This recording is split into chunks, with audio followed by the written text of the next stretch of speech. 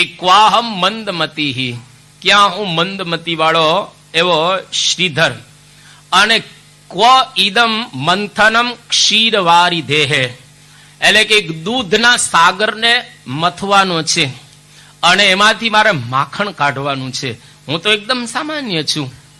કોઈ પણ સાગરને મથવાનો હોય તો રવૈયો જોઈએ. અહીંયા આગળ રવૈયાના રૂપમાં શું વાપરેલું છે તો કે મંદર પર્વત. મંદર પર્વત કદાચ સાગરને મથે તો પણ એમાંથી મંથન જે દ્વારા માખણ નીકળે એવું નથી. અને હું તો ખાલી પરમાણુ છું. મંદર જેવા પર્વતો જો એની અંદર ડૂબી જતા હોય તો મારા જેવાનું તો શું આ ગજુ રહેલું છે. પરંતુ છતાંય હું આ ભગવાન કૃષ્ણના ચરિત્રોને ગાવા માટે, લખવા માટે ઉદ્યત થયો છું. મોટા મોટા પર્વતો ડૂબી જાય તો પરમાણુની તો શું ગતિ કહેવાય. છતાંય હું પ્રયત્ન કરું છું. કારણ આગળ કે મારા જીવની અંદર કંઈક મને શાંતિનો અહેસાસ થાય. જ્યારે રઘુવંશનું વર્ણન કરવાનું હતું તો છેલ્લા 2500 વર્ષમાં ભારતમાં કોઈ કવિ પાક્યો નથી કાલિદાસની બરોબરી કરી શકે એવો. કેટલા સપૂતો થઈ ગયા, કેટલા કવિઓ થઈ ગયા, કેટલા બધા થઈ ગયા. 2500 વર્ષમાં એક પણ કાલિદાસના સામે પલ્લે બેસી શકે એવો કવિ જ નથી થયેલો. પૂરા કવિ નામ ગણના પ્રસંગે કનિષ્ઠિકા ધિષ્ઠિત કાલિદાસા અદ્યાપિ તતુલ્ય કવે અભાવાત અનામિકા સાર્થવતી બભૂવ.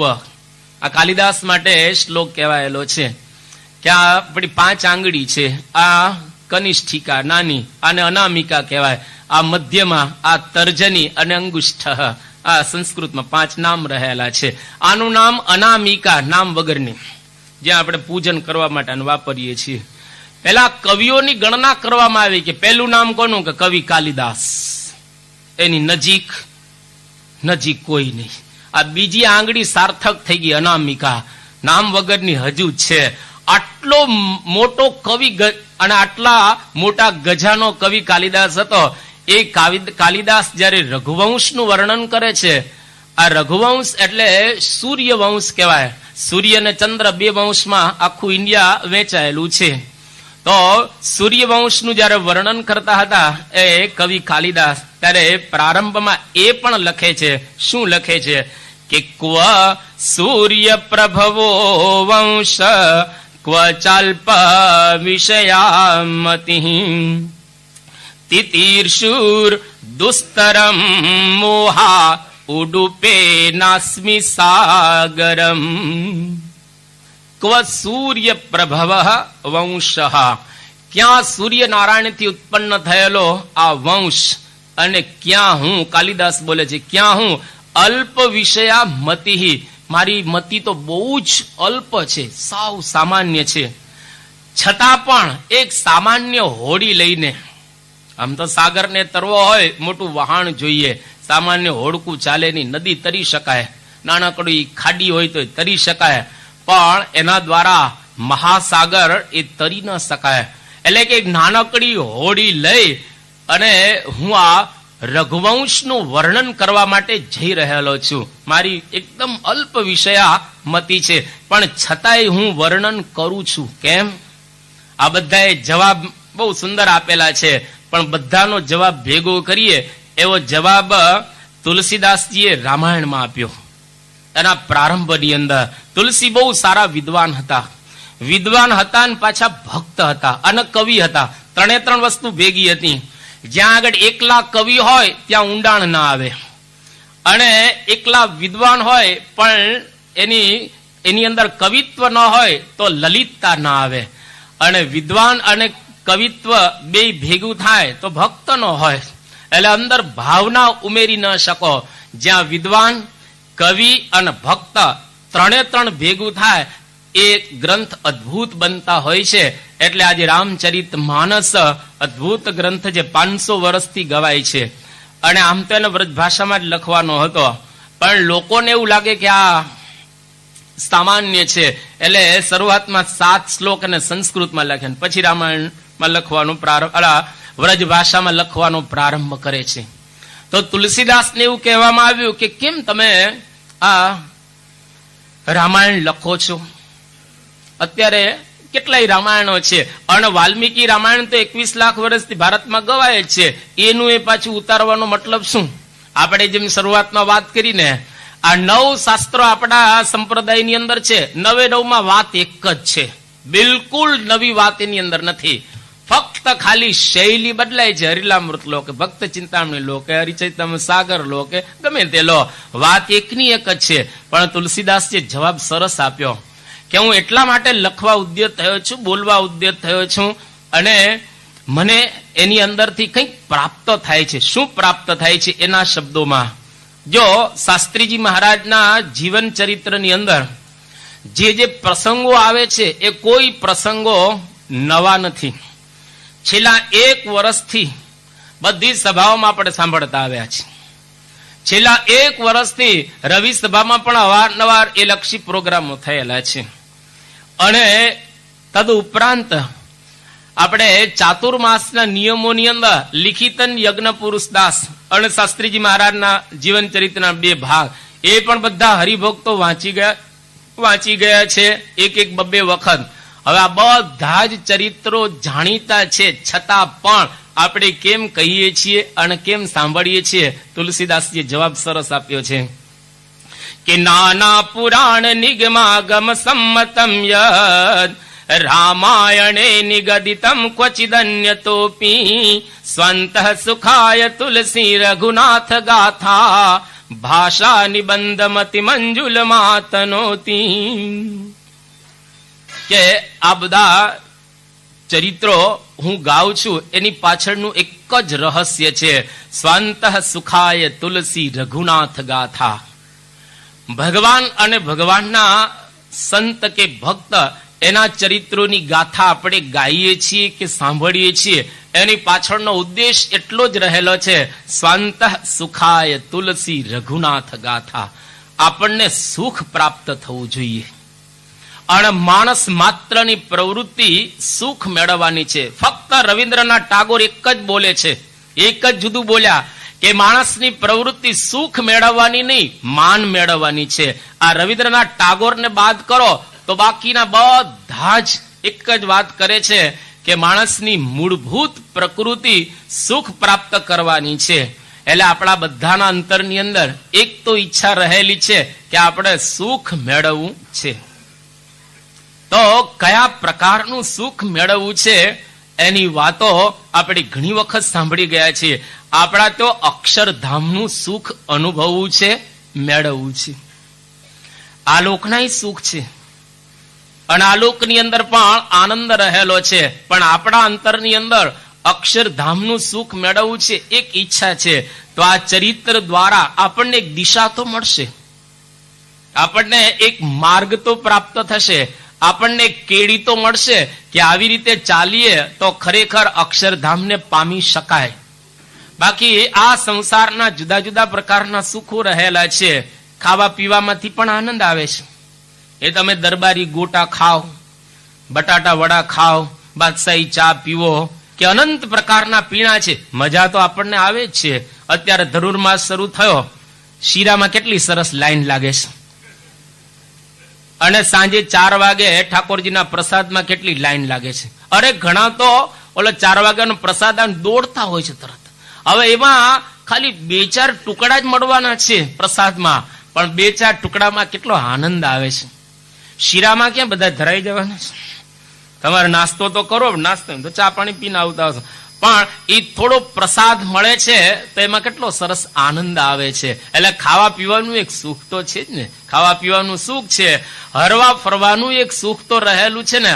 કોક લોકો અહીંયા આગળથી કુણુ મનાલી જાય, કોઈ ઉટી જાય, કોઈ કોડાઈ કેનાલ જાય, કોઈ કોત્તાગીરી જાય, કોઈ સ્વિટ્ઝરલેન્ડ જાય કે કોઈ લક્ઝમબર્ગ જાય. આ જુદા જુદા સ્થાનોની અંદર ફરવા જાય છે. તો ફરવાનો પણ એક પ્રકારનો આનંદ છે અને કપડા પહેરવાનો પણ એક પ્રકારનો આનંદ રહેલો છે. આવા સંસારના જુદા જુદા સુખો છે, પણ જે સુખ માટે આપણે ઉદ્યત થયા છીએ એ કયું સુખ? અક્ષરધામનું. એ શાસ્ત્રીજી મહારાજના સંગે આપણે એને સમજી શકશું. ચાલવું કે નહીં એ પછી આપણા હાથમાં. એ માર્ગ કેટલો કપાણો કે નહીં એ દરેકને પોતાની રીતે ખ્યાલ આવશે કે હું અહીંયા આગળ પહોંચેલો છું. તો હિન્દુ ધર્મની અંદર 8 ધામ છે, જેની વાતો બધા જ વિદ્વાનો કે વક્તાઓ કે પ્રવક્તાઓ કરે છે. 8 ધામમાંથી એક ધામને મેળવવા માટે બધા જ પોતપોતાની રીતે પ્રયત્ન કરે. શરૂઆત ક્યાંથી થાય છે? તો કે સ્વર્ગથી. એટલા માટે જે કોઈ ધામમાં જઈને શું બોલીએ કે સ્વર્ગસ્થ ફલાણા ભાઈ, એટલે કે સારું કામ કર્યું હોય તો સ્વર્ગ.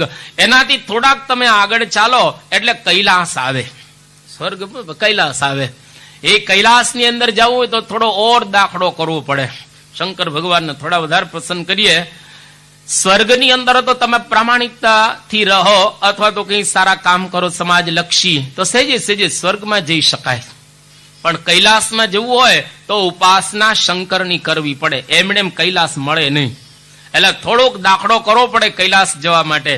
એનાથી થોડોક ઉપર આપણે દાખલો કરીએ કે પ્રયત્ન કરીએ તો બદ્રિકાશ્રમમાં પહોંચાય, જ્યાં નરનારાયણ એના ઋષિ છે અને ધામના ધણી છે નર અને નારાયણ. એનાથી આગળનું ધામ.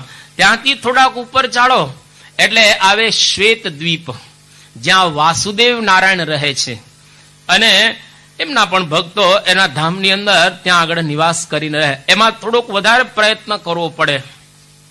ત્યાંથી થોડોક વધારે પ્રયત્ન કરો એટલે સાકેત આવે. સાકેત ધામ છે ભગવાન શ્રી રામનું. વૈકુંઠ વૈકુંઠ બધા બોલતા હોય છે, પણ ભગવાન રામનું ધામ સાકેત છે.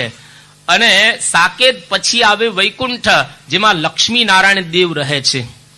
એટલે રામચંદ્ર ભગવાનને મળવા માટે ઓર દાખલો ત્યાંથી થોડાક ઊંચે જાઓ એટલે લક્ષ્મી નારાયણ દેવ જે વૈકુંઠની અંદર વિરાજમાન છે ત્યાં આપણે પહોંચી શકીએ. એનાથી થોડોક વધારે પ્રયત્ન કરીએ તો ક્યાં પહોંચાય? ગોલોક. અને ગોલોક પછી અનંત દાખલો કરવામાં આવે તો અક્ષરધામ સુધી પહોંચાય એવું છે. એમણે અક્ષરધામ સુધી પહોંચાય એવું નથી. એ અક્ષરધામમાં પહોંચવા માટે શાસ્ત્રીજી મહારાજનું આ જીવન ચરિત્ર, શાસ્ત્રીજી મહારાજના જીવનને આધારે આપણે જુદા જુદા પાસાઓ નિહાળીશું. કેટલો એક સુગમ શાસ્ત્રીજી મહારાજે રસ્તો કરી આપ્યો આપણા માટે. જે નિષ્કુળાનંદ સ્વામીએ એના કાવ્યની અંદર વાત કરી 64 પદીમાં કે આલોકની જેણે આશા તજી છે, પરલોકના સુખ સારું રહે, તેણે કરી હરિભક્તિ રજી છે, સંસાર સુખ થયું ખારું રે. પહેલામાં પેલું સંસારનું સુખ ખારું થાય ત્યાર પછી અધ્યાત્મ માર્ગમાં આપણે પ્રારંભ કરી શકીએ. 14 લોકને ચતુર્ધા લગી, જગમાં જે કહેવાય રે, સર્વે ઠેકાણે અગ્નિ સળગી, દેખે તપતા ત્યાંય રે. આ 64 પદીનું 52મું પદ રહેલું છે. એમાં નિષ્કુળાનંદ સ્વામી કહો કે 14 લોક સુધી આ બધા જ ધામની આપણે વાત કરી, કોઈ જગ્યાએ આપણું મન ઠરીને ઠામ થાય નહીં અને આ સુખની અંદર આપણી ઈચ્છા થાય. એટલા માટે નિષ્કુળાનંદ સ્વામીએ બીજું 55મું પદ લખ્યું. એમાં ઈચ્છા કરવાની વાત કરે છે. જો આપણે દરરોજ સાંભળીએ છીએ 3 પ્રકારની વાતો, પણ ઈચ્છા થાય છે? કયા પ્રકારની ઈચ્છા? નિષ્કુળાનંદ સ્વામી કહે છે કે જે ધામને પામીને પ્રાણી પાછું પડવાનું નથી રે. સંસ્કૃત જગતની અંદર 5 વસ્તુ બતાવવામાં આવી, 5 વાત બતાવવામાં આવે છે. સૌથી પહેલા જાનાતી, તમે જાણો કે ક્યાં જવું છે, તો કે અક્ષરધામમાં. જાણ્યા પછી ઈચ્છતી, ઈચ્છા થવી જોઈએ. જો ઈચ્છા જ ન થાય તો પછી જવાનું ક્યાં રહ્યું? પતી ગયું. જાણેલું જાણેલું જ કહેવાય.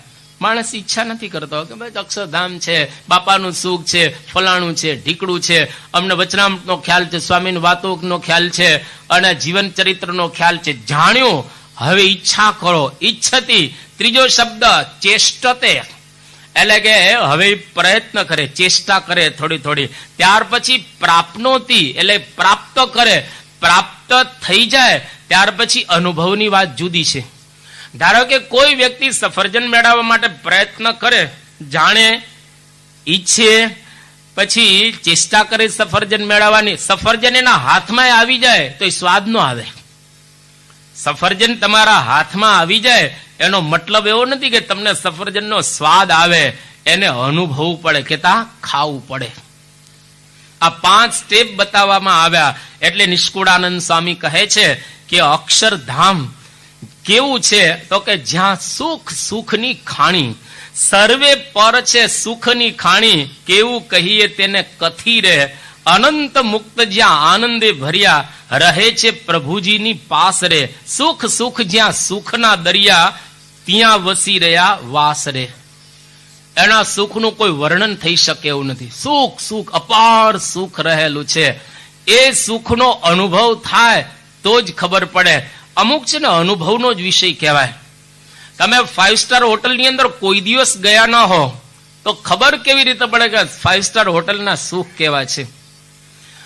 તમે મસ્કતની બુસ્તાન પેલેસ હોટલ છે 7 સ્ટાર, આખા વર્લ્ડમાં 3 આવી છે સારી, એનો બીજો નંબર છે આ બુસ્તાન પેલેસનો.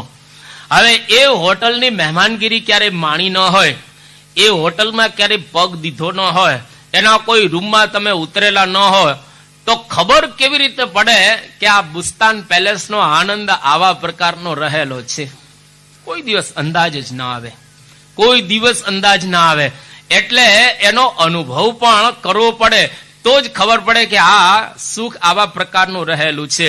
તો અક્ષરધામના સુખની વાતો આપણે ઘણી સાંભળી છે. બીજા ધામની અંદર પણ સુખ તો છે જ.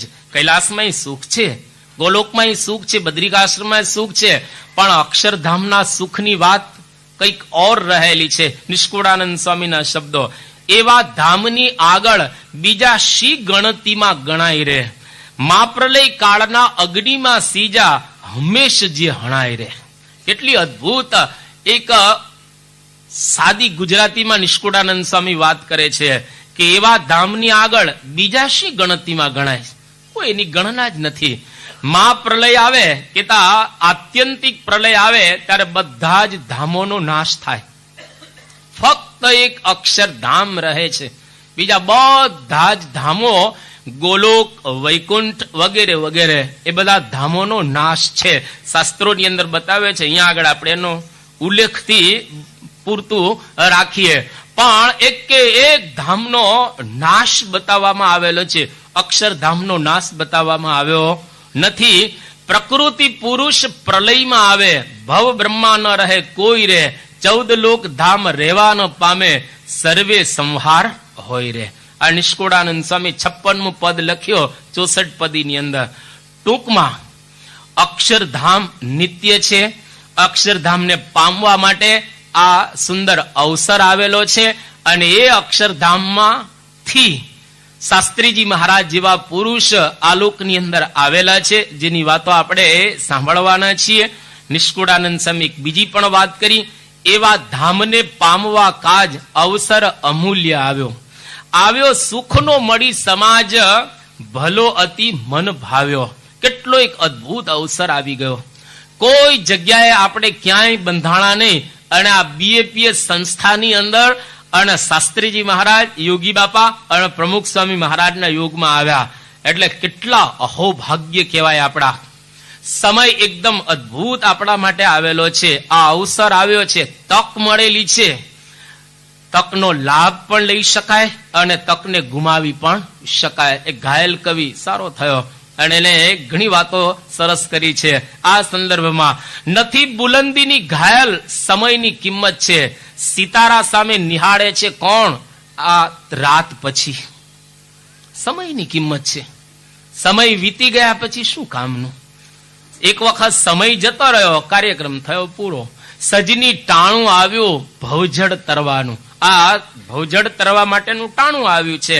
વીજળીના ચમકારે મોતીરે પરોવા પાનબાય ગંગા સતી. એક વીજળીનો જબકારો થાય એ વખતે મોતી શોધવાનું હોય, એ વખતે દોરો શોધવાનો હોય, એ વખતે શોધવાનું થોડું હોય. એ તો મોતી અને દોરો બે નજીક જ, દોરો દૂરે ન રખાય. મોતીની નજીક જ દોરો જોઈએ, જેવો ચમકારો તરત પરોવી દેવાય. એમ વીજળીના ચમકારે મોતીરે પરોવા પાનબાય. કેમ તો કે અચાનક અંધકાર થશે, જોતરે જોતામાં દિવસો વયા જશે, 21,600 ને કાળ ખાશે. માણસ તમે જો આ ઉપર આવી ગયા લોકો, જો હું કાળ ધીરે ધીરે ઉપર ચડી ગયા, નીચે બેસતા. કેમ તો કે દરરોજ કાલો ન યાતી વયમેવ યાતા. કાળ જતો નથી, કાળ તો અનંત સમયથી ચાલ્યા જ રાખે છે અને કેટલાય જતા રહેશે. એટલે અવસર આપણા માટે આવેલો છે અક્ષરધામમાં જવાનો. આ વીજળીના ઝબકારે મોતી પર દેડકાનું નીકળવું અને વરસાદનું પડવું તકે તક. એક અંગ્રેજી કવિએ સરસ વાત કરી કે yesterday is history, tomorrow is mystery and today is victory. જે ગઈકાલનું ગયું હોય તો હિસ્ટ્રી થઈ ગયું, પતી ગયું, ગઈ. હવે ક્યારેય ક્ષણ પાછી આવવાની નથી. એક ક્ષણ વ્યતીત થઈ ગઈ, એક ક્ષણ જિંદગીમાં હવે મળવાની નથી. આ જિંદગીમાં તો મળશે જ નહીં, પછી બીજી જિંદગીમાં બીજી ક્ષણ મળશે. તો યસ્ટરડે એટલે ગયો છે. હવે આવતીકાલે શું દિવસ ઉગવાનો છે કોને ખબર છે? ન જાણ્યું જાનકી નાથે સવારે શું થવાનું. આવતીકાલે શું થાય એ આપણને ખબર. મિસ્ટ્રી, રહસ્ય, એટલે રહસ્ય રહેલું છે કે આવતીકાલે શું થશે આપણને બિલકુલ ખ્યાલ નથી. અને આપણા હાથમાં ફક્ત આજનો દિવસ છે. આજનો દિવસ રડિયામણો, આજનો દિવસ રડિયામણો છે. વિક્ટરી એટલે ગિફ્ટ, ભગવાને ભેટ આપેલો આજનો આ દિવસ છે, એમાં એનો લાભ લઈ લેવો. શાસ્ત્રીજી મહારાજ એક વખત કેશવ ભગત સૂતા હતા અને રાત્રે થાકી ગયા હતા. કારખાનાના કામ કરતા હતા એટલે એકદમ થાકી ગયા. એટલે કેશવ ભગતને ઉઠાડ્યા અને કહ્યું કે કેશવ ભગત ઉઠો. કે કેમ સ્વામી, શું કામ છે? તો કે મારા પગ દાબો. કે કેમ? તો કે હું થાકી ગયો. શાસ્ત્રીજી મહારાજે કહ્યું કે હું થાકી ગયો, મારા પગ દાબો. અને કેશવ ભગત પગ દાબવા લાગ્યા અને કહ્યું કે કેશવ ભગત, આ સાધુની સેવા ફરી નહીં મળે. કરોડ રૂપિયા આપશો તો આ સેવા છે ફરી પ્રાપ્ત થવાની નથી. રાતના 12 વાગે કેશવ ભગતને શાસ્ત્રીજી મહારાજે ઉઠાડ્યા. જો તક મળી છે, નાણું મળે પણ ટાણું મળે નહીં. નિકોલસ કમ્ફર્ટ એક ફ્રેન્ચ રાઇટર છે, એને બહુ સરસ વાત કરી કે don't suppose opportunity will knock twice at your door. કોઈ દિવસ એવું ધારતા નહીં કે તક તમારો દરવાજો બીજી વખત ખખડાવશે. કોઈ દિવસ તક બીજી વખત દરવાજો ખખડાવતી જ નથી. એક જ વખત દરવાજો ખખડાવે અને જો તમે હાજર ન હો તો એ જતી રહેતી હોય છે. એટલા માટે મુક્તાનંદ સ્વામી કહે છે, અવસર આવ્યો રણ રમવા તણો, અતિ અમૂલ્ય નવ મળે નાણે, સમજવું હોય તો સમજજો શાનમાં, તજી પરપંચ તક જોઈ ટાણે. અને આ ટાણું આપણા માટે આવેલું છે, પણ ટાણાનો લાભ લેતા આવડે તો.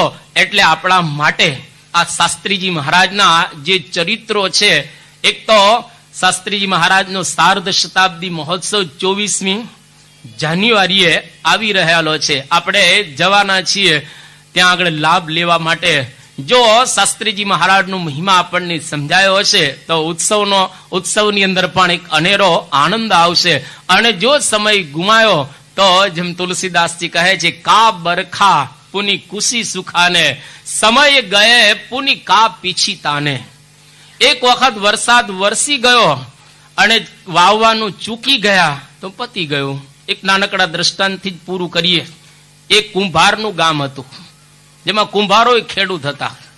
અને એ ગામની અંદર એક મહાદેવ મહારાજ આવ્યા, જોશ જોતા હતા.